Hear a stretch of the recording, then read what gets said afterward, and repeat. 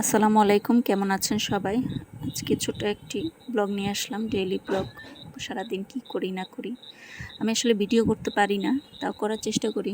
সময় কাটে না, সময় কাটানোর জন্যই ভিডিওটা করি। তো আজকে সকাল সকাল হাজব্যান্ড একটা কাঁঠাল নিয়ে আসলো, পাকা কাঁঠাল। কাঁঠালটা ছুলতে অনেক মানে একদম ইজি, মানে অনেক সহজেই ছুলতে পারতেছিলাম। একদম চামড়াটা অনেক পাতলা ছিল এবং কাঁঠাল অনেক গ্রান ছিল কাঁঠালটার। একদম গাছ পাকা কাঁঠাল ছিল, খেতে অনেক মজা ছিল এবং কোষগুলিও সুন্দর ছিল। মিষ্টি, প্রচণ্ড মিষ্টি ছিল, গ্রাউন্ডটাও অনেক সুন্দর ছিল, ভালোই ছিল কাঁঠালটা। মোটামুটি দুই জামাই বউ মিলে পুরোটা কাঁঠালই শেষ করে ফেলছি একজনের জন্য একসাথে বসে। আমরা কাঁঠাল খেতে অনেক পছন্দ করি, অনেকেই কাঁঠাল খেতে পছন্দ করে না। আমি বিয়ের আগে কাঁঠাল একদমই পছন্দ করতাম না, এখন মোটামুটি ভালোই লাগে কাঁঠাল খেতে। কাঁঠাল প্রচুর পরিমাণে খাওয়া হয়, কাঁঠাল মজাই, মানে অনেক মজা লাগে। তো বসে বসে কাঁঠাল কাটতেছিলাম, আর ওই সাইড দিয়ে আমি মাছ বের করে রাখছিলাম। সকাল সকাল মাছ কাটবো, মাছ দিয়ে পুঁই শাক আনছিলাম বাজার করে। আগের দিন পুঁই শাক নিয়ে আসছিলাম বাজার করে, তো মাছ বের করে ভিজায় রাখছিলাম, আর এদিক দিয়ে কাঁঠাল কাটতেছিলাম আর খাইতেছিলাম একটু একটু, আর ভিডিও করতেছিলাম। এই যে এক বাটি কাঁঠাল, ও এক বাটি খেলো, আমি এক বাটি খেলাম। পরে এই যে পুঁই শাক কাটতে বসলাম, মাছ আনছিলাম, পুঁই শাক আনছিলাম, এগুলি সব বসে বসে কাটতেছিলাম আমি আর আরেক ভাবি মিলে। তো মাছগুলি, চিংড়ি মাছটা ফ্রিজে রেখে দিয়েছিলাম, কালকে রাত্রে আনছিলাম, তো ওই মাছটাও ফ্রিজে রেখে দিয়েছিলাম, কারণ রাতে আর মাছ কাটা হয় না। তো সারাদিন আর ব্লগ করা হয়নি। পরে রাতে সন্ধ্যার দিকে মাথায় ভূত চাপলো, তো একটু তরমুজ কিনে আনছিলাম। তো একটা তরমুজ কিনে নিয়ে আসলাম, 150 টাকা নিয়েছিল মনে হয়।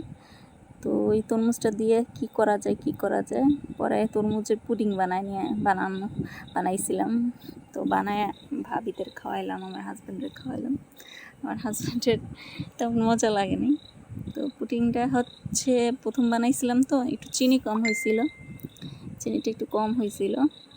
এমনি মজা ছিল, মজা হয়েছে, ফ্লেভারও ভালো ছিল। তো কাটবো করে আর কাটা হইতেছিল না।